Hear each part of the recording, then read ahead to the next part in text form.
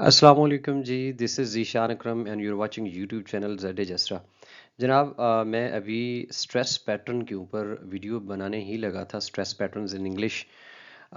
तो मुझे फ़ील आई कि आप लोगों को जब तक सिलेबल का नहीं पता कि व्हाट इज़ सिलेबल और इसके स्ट्रक्चर का सही अच्छी तरह नहीं पता, तो आप कभी भी जो स्ट्रेस इन सिंपल वर्ड्स का जो टॉपिक है वो उसको अच्छी तरह कभी भी नहीं समझ सकते। तो इसलिए मैंने एक मुख्तसर वीडियो में आप लोगों को समझाऊँगा कि सिलेबल होता क्या है जब हम फ़ोनेटिक्स की बात कर रहे होते हैं और उसका स्ट्रक्चर क्या है। इसके साथ-साथ मैं आप लोगों को ये बता दूँगा very good news for all of you कि अब मेरी इंशाल्लाह ताला जो लेक्चर्स होंगे, मेरे जो नोट्स होंगे और इसके अलावा भी बहुत सारे टॉपिक्स के ऊपर आप लोगों को नोट्स पीडीएफ की शक्ल में भी और एक ब्लॉग या एक आर्टिकल की शक्ल में भी इंशाल्लाह ताला इस वेबसाइट के ऊपर मिलेंगे। अभी जब आप बात कर रहा हूँ मैं, दिस इज़ 9 दिसंबर 2023। तो अभी इस पे काम मैंने स्टार्ट किया है, अब ये डोमेन मैंने ख़रीद ली है। बट अगर आप बहुत लेटर बात कर रहे हैं, इस वीडियो को देख रहे होंगे तो यकीनन इसके ऊपर बहुत सारा काम हो चुका होगा। सो होपफुली जब तक आप ये देख रहे होंगे तो आपको इंशाल्लाह ताला अच्छे बेहतरीन किस्म के नोट्स इंशाल्लाह इस वेबसाइट पे मिलेंगे। इसके अलावा मैं ये भी बताना चाहूँगा कि आप लोगों में से बहुत सारे लोग मुझसे ऐसी वीडियोज़ के पूछते हैं जिनका ऑलरेडी मैंने अपलोड की होती हैं। तो इसका आसान तरीन तरीकाकार होता है कि आप लोग प्लेलिस्ट पे चले जाएँ और जो मेरी सबसे ज़्यादा देखी जाने वाली प्लेलिस्ट ऑफ कोर्स फनाटिक्स और जॉर्ज जूल की पूरी किताब जो है वो आप लोगों को इसके अंदर प्लेलिस्ट के अंदर जाके मिलेगी। बाकी आप लोग प्लीज़ मेरे तमाम सोशल मीडिया पर मैं मौजूद हूँ ज़ेड जसरा के नाम से, आप वहाँ पे मुझे फॉलो भी कर सकते हैं। तो आगे बढ़ते हैं और सिलेबल स्ट्रक्चर को समझने की कोशिश करते हैं। What exactly is syllable? A segment of speech, यानी जो कुछ भी हम बोलते हैं उसका एक छोटा सा हिस्सा है। और इसमें जो सबसे अहम बात है वो ये है कि इसके अंदर एक वाउल साउंड मौजूद होता है। यानी आप कोई भी वर्ड बोलते हैं तो हो सकता है कि कोई ऐसा वर्ड भी आप बोलें कि जिसके अंदर कॉन्सोनेंट्स मौजूद ही ना हो सिरे से, लेकिन वाउल का होना सिलेबल के लिए बहुत ज़रूरी है। तो कोई एक वर्ड होगा तो डेफिनेटली उसमें सिलेबल भी होगा, क्योंकि सिलेबल से ही तो वर्ड बनता है ना। तो एक बात ज़हन में रख लें कि सिलेबल की जो सबसे आसान जो पहचान है वो ये है, अगर आपको फॉर एग्जांपल अगर आप डिक्शनरी से देख रहे हैं तो देखते हुए जो फोनेटिक ट्रांसक्रिप्शन में अगर आपको जितने वावल साउंड वहाँ पे आपको ट्रांसक्रिप्शन में नज़र आएंगे, किसी डिक्शनरी में अगर आप ट्रांसक्रिप्शन को देख रहे हैं तो इसका मतलब ये होगा कि उसके अंदर इतने ही सिलेबल्स हैं, क्योंकि हर सिलेबल में एक वाउल साउंड होता है। ना एक से ज़्यादा होता है ना एक से कम होता है, एक ही वाउल साउंड होता है जो कि लाजमी है सिलेबल के साथ। बाकी ये है कि इसके अंदर जैसा कि लिखा हुआ है विद और विदाउट वन और मोर अकम्पनिंग कॉन्सोनेंट्स, तो मुमकिन है कि एक या एक से ज़ायद कॉन्सोनेंट्स हो सकते हैं या नहीं भी हो सकते। यानी कि इसका ये मतलब हुआ कि वाउल के लिए to be called as a vowel it's not important कि उसके अंदर एक कॉन्सोनेंट साउंड हो। मैं आपको एक मिसाल देता हूँ छोटी सी। एक वर्ड है आई जिसका मतलब होता है मैं, फॉर एग्जांपल, ठीक है। तो इस आई के अंदर आपको एक सिर्फ वन वाउल साउंड जिसको हम आई डिफथोंग है हमारा, तो ये भी एक सिलेबल मोनोसिलेबिक एक वर्ड है, ठीक है। तो ये इसको हम सिलेबल कहते हैं, हालांकि इसके अंदर कोई कॉन्सोनेंट मौजूद नहीं है। इसके अलावा खैर जो हमारे डिफरेंट वर्ड्स होते हैं टू सिलेबिक या थ्री सिलेबिक, उसके अंदर आपको बहुत सारे ऐसे वाउल्स मिलेंगे उन टू सिलेबिक या थ्री सिलेबिक के अंदर में से ही, कि जो सिर्फ वाउल होगा एक सिलेबल पर, उसके अंदर ना कॉन्सोनेंट होगा और ना उसके शुरू में ना उसके बाद में कोई कॉन्सोनेंट होगा। तो उम्मीद है कि यहाँ तक आप लोगों ने इस बात को समझ लिया होगा कि सिलेबल बेसिकली होता क्या है, लेकिन अभी आपकी अंडरस्टैंडिंग साफ ज़ाहिर है कि कंप्लीट नहीं होगी, तो हम इसको फर्दर एग्जांपल्स के जरिए समझने की कोशिश करते हैं। अच्छा, अब वन सिलेबिक, जैसे कि एक वर्ड मैंने कहा वन सिलेबिक, तो वन सिलेबिक वर्ड है ये पाए, एक वर्ड है पाए, ठीक है। अच्छा, यहाँ पे एक मैं बहुत ही बड़ी एक कंफ्यूजन जो बहुत सारे लोग समझते हैं, वो ये है कि आपको जब ये पाए लिखा हुआ नजर आएगा ना, तो कुछ लोग जिनको सिलेबल का या फोनेटिक्स नहीं पड़ी हुई तो वो ये समझते हैं कि यहाँ पे हमें जो है ना वाउल लेटर्स मिल रहे हैं, तो ये तो दो हो गए, तो इसका मतलब है क्या क्या इसमें दो सिलेबल हैं। तो ये एक बहुत बड़ी कंफ्यूजन है, जो मिथ है ऑफ कोर्स लोगों की, जो जिनको सिलेबल का सही फोनेटिक्स के हवाले से पता नहीं है, कि हम लेटर्स के अंदर जो वाउल लेटर्स होते हैं उनकी बात नहीं कर रहे होते, हम साउंड की बात कर रहे होते हैं।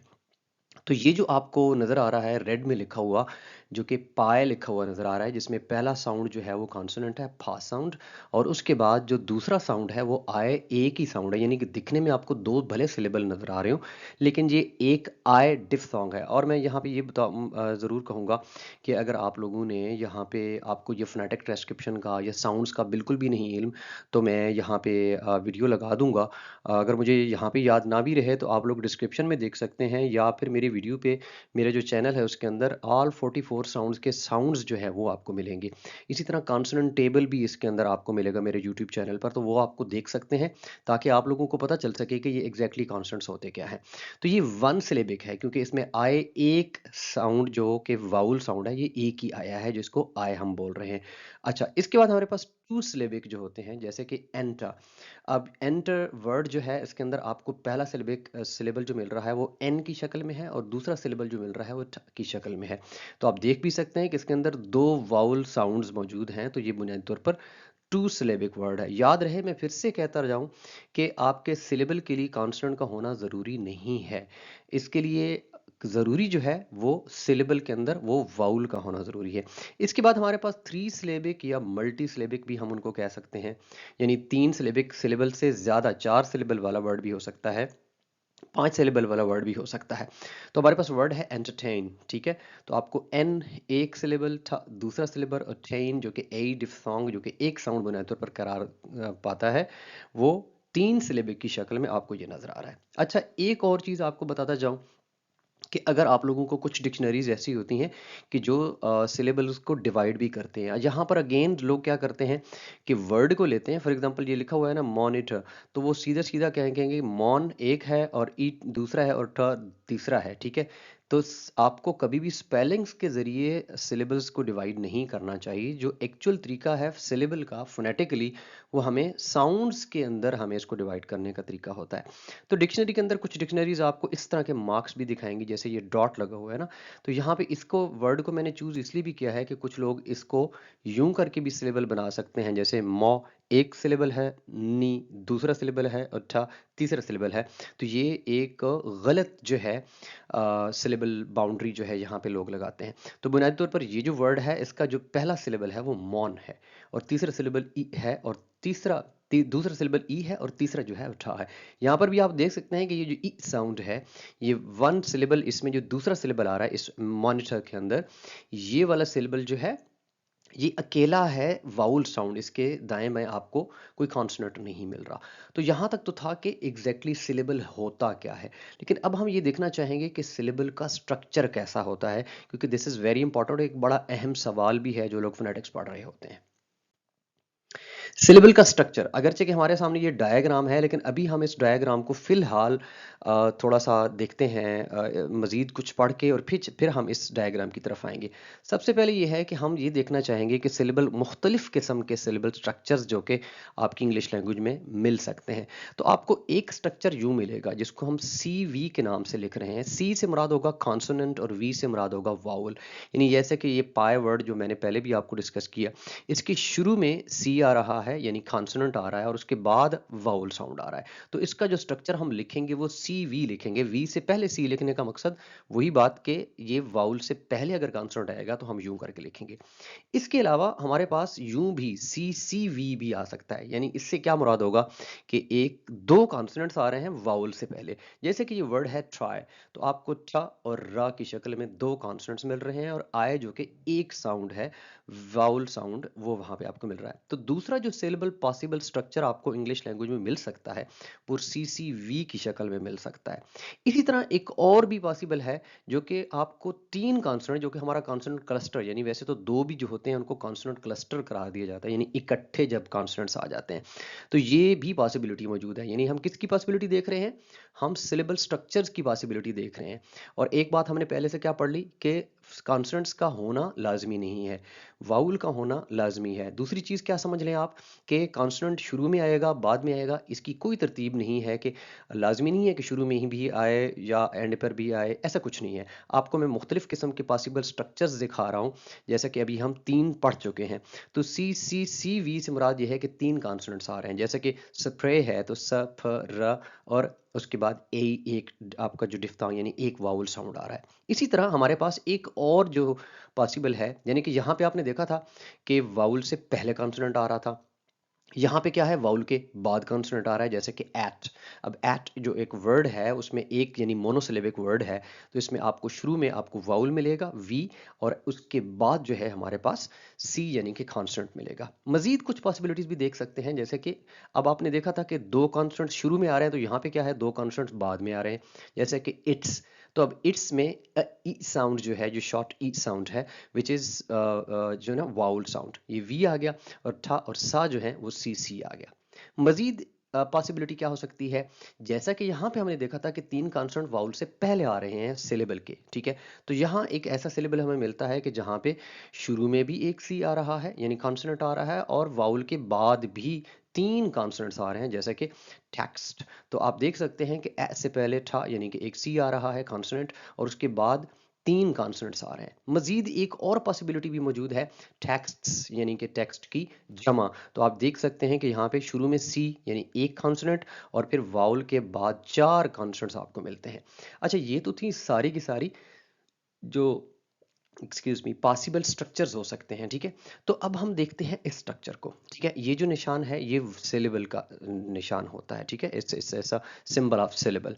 तो इसके हम बुनियादी तौर पर तो अगर देखा जाए तो ये तीन हिस्से यकीनन बहुत सारी यूनिवर्सिटीज़ में टीचर्स पढ़ाते हैं, यानी ऑनसेट और न्यूक्लियस और कोडा। तो अगर इसको हम पहले दो हिस्सों में तकसीम करें और फर्दर हम इसको दो हिस्सों में तकसीम करें, तो ऑनसेट और राइम कहेंगे, और राइम में फिर न्यूक्लियस और कोडा होता है, ठीक है। तो इसको हम समझते हैं। ऑनसेट वो वाला कॉन्सोनेंट होता है, याद रखिएगा, कि जो न्यूक्लियस से पहले आता है। न्यूक्लियस से मुराद क्या होगा, न्यूक्लियस होगा वाउल साउंड। न्यूक्लियस नाम से भी ज़ाहिर हो रहा है, यानी कोई भी जो सिलेबल स्ट्रक्चर है, कोई भी जो सिलेबल है, उसका जो न्यूक्लियस होता है ना वो वाउल होता है, यानी उसका जो सबसे अहम पार्ट है दैट इज वाउल। तो इसीलिए इसको हम न्यूक्लियस का नाम देते हैं, जो कि हम साइंस में बायोलॉजी में सेल्स पढ़ते हैं, तो सेल्स का एक न्यूक्लियस होता है, तो वो बुनियादी तौर पर सबसे अहम चीज़ होती है। तो यहाँ पे हम सिलेबल का न्यूक्लियस वाउल साउंड होता है। अच्छा, वाउल से अगर पहले कुछ कोई कॉन्सोनेंट आ जाए तो उसको हम ऑनसेट कहते हैं। जैसे कि हमारे पास यहाँ पे ये सिचुएशन है कि वाउल से पहले एक या दो या तीन कॉन्सोनेंट्स आ रहे हैं, तो ये जो पहले आ रहे हैं वाउल से शुरू में आ रहे हैं, यानी कि सिलेबल्स के आगाज में आ रहे हैं, तो ये इनको हम ऑनसेट का नाम देते हैं। सो ऑल दोज कॉन्सोनेंट्स, वो तमाम कॉन्सोनेंट्स जो कि आपके न्यूक्लियस से पहले आएंगे, जैसे कि इन एग्जांपल्स में आए हुए हैं वाउल से पहले, ठीक है, तो इनको हम ऑनसेट का नाम देंगे। अगर वाउल के बाद कोई कॉन्सोनेंट आता है, जैसा कि इस एग्जांपल में एट, आप देख सकते हैं कि वाउल के बाद ठा साउंड है विच इज अ कॉन्सोनेंट, और इसी तरह इट्स में ई साउंड वाउल है, तो उसके बाद ठा और सा कॉन्सोनेंट्स आ रहे हैं। तो ये जो आपके दो मिसालें दी हैं, इसके अंदर एग्जांपल्स दी हैं, इसमें वाउल के बाद आपका कॉन्सोनेंट आ रहा है। तो अगर इस तरह कॉन्सोनेंट जो वाउल कॉन्सोनेंट एंड पे आएगा, उसको हम कोडा का नाम देते हैं। तो इसका मतलब ये हुआ कि ऑनसेट में भी कॉन्सोनेंट होता है, कोडा में भी कॉन्सोनेंट होता है। तो इन दोनों का नाम मुख्तलिफ इस वजह से है कि onset is the start of the vowel, ठीक है, जो कि vowel start of the syllables, जो वाउल से पहले आ रहा है, और वाउल के बाद आने वाले हर किसी कॉन्सोनेंट को हम लोग कोडा का नाम देते हैं। अगर आप इस वर्ड को देखें, फॉर एग्जांपल टेक्स्ट को, तो आपको इसमें ऑनसेट भी मिलेगा, इसमें आपको न्यूक्लियस तो मिलना ही मिलना है जो कि सब में होता है, और इसके अलावा आपको कोडा भी मिलेगा। लेकिन अगर हम इस वर्ड फाई की बात करें तो इसमें आपको ऑनसेट नहीं मिल रहा। इसके अंदर अगर हम बात करें एट सॉरी पाई की बात करें तो इसमें ऑनसेट हमें मिल रहा है, कोडा नहीं मिल रहा है, ठीक है, यानी कि फाइनल कॉन्सोनेंट नहीं मिल रहा। अगर हम एट की बात करें तो इसमें हमें ऑनसेट नहीं मिल रहा है, यानी कि इनिशियल कॉन्सोनेंट नहीं मिल रहा, लेकिन फाइनल कॉन्सोनेंट यानी कि कोडा मिल रहा है। तो उम्मीद है कि आप लोगों ने अब तक सिलेबल स्ट्रक्चर को समझ लिया होगा कि व्हाट एग्जैक्टली इज सिलेबल, और इसका स्ट्रक्चर क्या होता है। अगर आपको ये अच्छा लगा, पसंद आया, तो प्लीज़ लाइक भी कीजिएगा, सब्सक्राइब भी कीजिएगा, कमेंट्स में ज़रूर बताइएगा कि आपको कितनी एक समझ आई। Thank you very much. अल्लाह हाफिज़।